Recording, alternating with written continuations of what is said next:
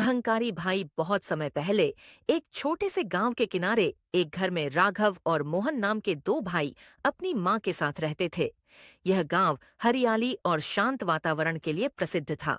दोनों भाइयों के स्वभाव में बड़ा अंतर था। राघव बड़ा भाई था और उसे अपनी मेहनत और सफलता पर अत्यधिक गर्व था। वह स्वभाव से बहुत अहंकारी था। दूसरी ओर मोहन छोटा भाई था, जो विनम्र और दूसरों की मदद करने वाला व्यक्ति था। राघव ने अपने जीवन की शुरुआत कठिन परिस्थितियों में की थी। उसके पिता का निधन तब हो गया था जब वह बहुत छोटा था। घर की सारी जिम्मेदारी उसकी मां के कंधों पर आ गई थी। मां ने दोनों बेटों को पालने के लिए दिन रात मेहनत की। राघव ने मां को संघर्ष करते देखा और तभी उसने तय किया कि वह अपनी मेहनत से अपने परिवार की स्थिति को बेहतर बनाएगा। राघव ने खेती में हाथ बंटाना शुरू किया। वह सुबह जल्दी उठता, खेतों में काम करता और देर रात तक मिट्टी से खेलता। धीरे धीरे उसकी मेहनत रंग लाई। उसने अपने खेतों में अच्छी फसल उगाई और अपने परिवार को गरीबी से बाहर निकाला। जैसे जैसे राघव की स्थिति मजबूत होती गई, उसका स्वभाव भी बदलने लगा। उसे यह लगने लगा कि उसकी मेहनत ही सब कुछ है। उसने अपनी माँ और भाई को यह महसूस कराना शुरू कर दिया कि उनकी जिंदगी सिर्फ उसकी वजह से चल रही है। माँ, अगर मैं न होता तो यह घर बर्बाद हो गया होता। राघव ने एक दिन कहा। माँ ने उसे समझाने की कोशिश की। बेटा, तुम्हारी मेहनत की मैं सराहना करती हूँ, लेकिन कभी अहंकार मत करो। यह सफलता तुम्हारे विनम्र स्वभाव के कारण मिली है। अगर तुम घमंड करोगे तो सब कुछ खो सकते हो। लेकिन राघव ने माँ की बात को अनसुना कर दिया। मोहन राघव से बिल्कुल अलग था। वह शांत स्वभाव का था और दूसरों की मदद करने में विश्वास रखता था। मोहन खेतों में काम करता और बाकी समय गांव वालों की समस्याओं को सुलझाने में लगाता। गांव वाले उसे बहुत पसंद करते थे, लेकिन राघव को मोहन का यह स्वभाव पसंद नहीं था। वह हमेशा मोहन को डांटता और कहता, तुम्हारी यह दयालुता तुम्हें कमजोर बना देगी। लोग तुम्हें बेवकूफ समझकर फायदा उठाएंगे। मोहन शांत स्वर में कहता, भैया, लोगों की मदद करने से मुझे खुशी मिलती है। यह तो मेरा कर्तव्य है। कुछ समय बाद गांव में सूखा पड़ गया। बारिश नहीं होने के कारण खेतों की फसल बर्बाद हो गई। गांव के लोगों के लिए खाने पीने की समस्या खड़ी हो गई। कई किसान अपनी जमीनें बेचने पर मजबूर हो गए। गांव वाले राघव के पास मदद मांगने पहुंचे। राघव भैया, हमें थोड़ा अनाज उधार दे दो, हम आपको फसल आने के बाद लौटा देंगे। लेकिन राघव ने सख्ती से मना कर दिया। उसने कहा, मेरे पास जो है वह मेरी मेहनत का नतीजा है। मैं इसे दूसरों पर बर्बाद नहीं कर सकता। हर किसी को अपनी मेहनत से जीना सीखना चाहिए। गांव वाले निराश होकर लौट गए। दूसरी ओर मोहन ने अपने हिस्से का अनाज गांव वालों में बांट दिया। उसने अपनी बचत से उनके लिए पानी की व्यवस्था भी की। राघव ने जब मोहन की यह दयालुता देखी तो वह गुस्से में भर गया। उसने मोहन को डांटते हुए कहा, तुम्हारी यह मूर्खता तुम्हें एक दिन बर्बाद कर देगी। अगर तुम इसी तरह अपनी संपत्ति बांटते रहोगे तो तुम्हारे पास कुछ भी नहीं बचेगा। मोहन ने शांत स्वर में जवाब दिया, भैया, दूसरों की मदद करना मेरा धर्म है। मुझे खुशी है कि मैं किसी के काम आ रहा हूँ। सच्चा सुख दूसरों की भलाई में है। राघव ने मोहन की बात को नजरअंदाज कर दिया। उसे लगा कि मोहन एक कमजोर इंसान है जो अपनी मेहनत को बेकार कर रहा है। कुछ महीनों बाद राघव के खेतों में आग लग गई। आग इतनी भयानक थी कि पूरी फसल जलकर राख हो गई। राघव का सब कुछ खत्म हो गया।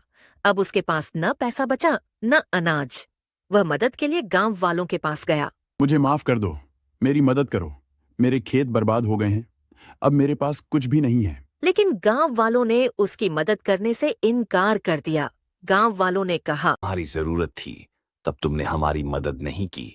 अब हम तुम्हारी मदद कैसे करें? यह सुनकर राघव टूट गया।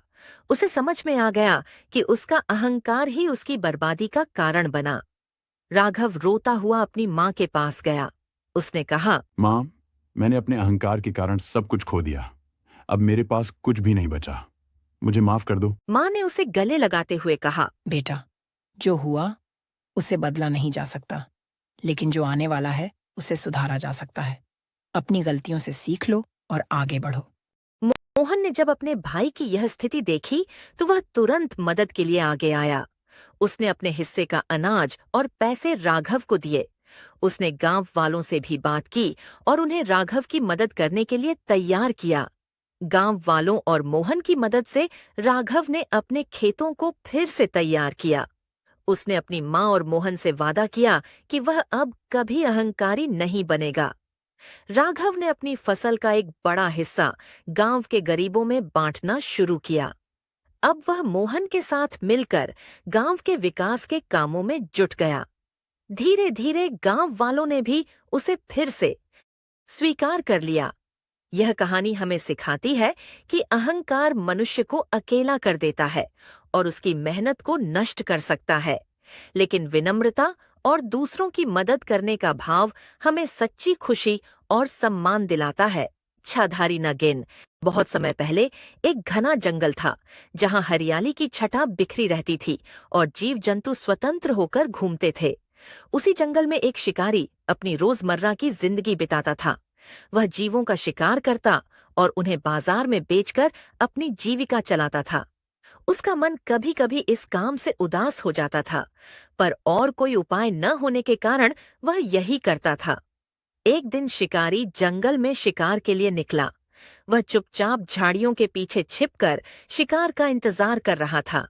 तभी उसे झाड़ियों के पीछे किसी के सुबकने की आवाज सुनाई दी। यह आवाज उसके कानों में गूंजती रही। उसने सोचा कि शायद कोई घायल जानवर होगा, लेकिन जब वह पास गया तो उसकी आंखों के सामने जो दृश्य था उसने उसे चौंका दिया। वहां एक छोटी सी लड़की थी जो सहमी और डरी हुई लग रही थी। उसके कपड़े गंदे थे, बाल बिखरे हुए थे और चेहरा आंसुओं से भीगा हुआ था। शिकारी ने नरम आवाज में पूछा, बेटी, तुम कौन हो और इस जंगल में क्या कर रही हो? क्या तुम खो गई हो? लड़की ने रुआंसे स्वर में जवाब दिया, मेरे माता पिता नहीं हैं। मैं अकेली हूँ। मुझे नहीं पता मैं यहाँ कैसे आई। यह सुनकर शिकारी का दिल पिघल गया। उसने सोचा कि इस मासूम बच्ची को यहाँ अकेला छोड़ना अन्याय होगा। उसने कहा, बेटी, अब से तुम अकेली नहीं हो। चलो मेरे साथ मेरे घर चलो। अब मैं तुम्हारा ख्याल रखूंगा। शिकारी ने उस बच्ची को अपने घर ले जाकर अपनी पत्नी कमला से मिलवाया।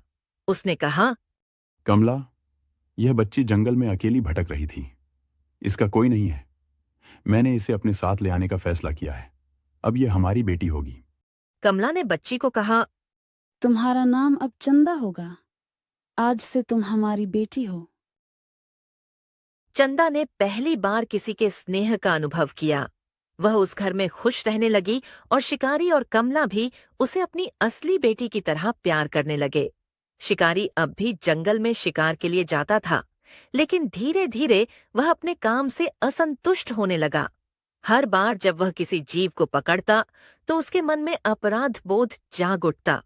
एक रात उसने कमला से कहा, मुझे यह काम छोड़ देना चाहिए। इन मासूम जीवों को कैद करना अब मुझसे नहीं होता। मैं चाहता हूं कि हम कोई और काम करें जिससे किसी को नुकसान न पहुंचे। कमला ने सहमति में सिर हिलाया, लेकिन उनकी आर्थिक स्थिति ऐसी नहीं थी कि वे कुछ और करने की हिम्मत जुटा पाते। चंदा ने यह सब सुना। उसने सोचा कि उसके नए माता पिता की समस्या का हल उसे ढूंढना होगा। अगले दिन उसने अपने पिता से कहा, पिताजी, जब मैं जंगल में अकेली थी तो मैंने एक गुफा देखी थी। उस गुफा में सोने की एक चमचमाती तलवार और कई अनमोल रत्न थे। अगर आप वह खजाना ले आएं तो हमें शिकार नहीं करना पड़ेगा और हमारी जिंदगी बदल जाएगी। शिकारी को डर था कि यह खजाना लाना खतरे से खाली नहीं होगा, लेकिन चंदा ने उसे यकीन दिलाया कि वहां कोई खतरा नहीं है। शिकारी ने साहस जुटाया और गुफा की ओर निकल पड़ा। जब वह गुफा में पहुंचा तो उसने देखा कि चंदा ने सही कहा था। वहां सचमुच सोने की तलवार और कई अनमोल रत्न रखे हुए थे। शिकारी ने जल्दी से वह खजाना अपने थैले में रखा और घर लौट आया। कमला ने खजाना देखा और खुशी से झूम उठी। उसने कहा, यह तो हमारे लिए वरदान है। अब हमें कभी किसी चीज की कमी नहीं होगी। शिकारी खजाने को बेचने के लिए एक सुनार के पास गया। सुनार खजाने को देखकर दंग रह गया। उसने सोचा कि अगर यह खजाना उसके पास आ जाए तो वह अमीर बन सकता है। लालच में आकर उसने खजाने को अपने पास रख लिया और शिकारी से कहा, ये खजाना तुम्हारा नहीं है, ये मेरा है, तुम झूठ बोल रहे हो। शिकारी को बहुत गुस्सा आया। उसने सुनार से बहस की, लेकिन सुनार ने खजाना लौटाने से इनकार कर दिया। शिकारी निराश होकर राजा के दरबार में गया और अपनी समस्या राजा को बताई। राजा ने सुनार और शिकारी दोनों को दरबार में बुलाया। सुनार ने झूठी गवाही दी और कहा कि खजाना उसका है। उसने 2 गवाह भी पेश किए जो उसके नौकर थे। शिकारी ने कहा, यह खजाना मैंने जंगल में पाया था। मेरे पास इसका कोई सबूत नहीं है, लेकिन मैं सच कह रहा हूं। राजा असमंजस में पड़ गया। उसने सोचा कि इनमें से कोई तो झूठ बोल रहा है, लेकिन सच का पता लगाना मुश्किल था। चंदा ने अपने पिता की परेशानी देखी। उसने अपनी शक्तियों का उपयोग किया और सुनार के सपने में प्रकट हुई। उसने सुनार को डराते हुए कहा, अगर तुमने झूठ बोला तो तुम्हें इसका भयानक परिणाम भुगतना पड़ेगा। डर के मारे सुनार ने अगले दिन राजा के दरबार में सच्चाई स्वीकार कर ली। उसने बताया कि खजाना उसका नहीं है और वह लालच में आकर झूठ बोल रहा था। राजा ने शिकारी को खजाना वापस दिया और सुनार को कठोर सजा दी।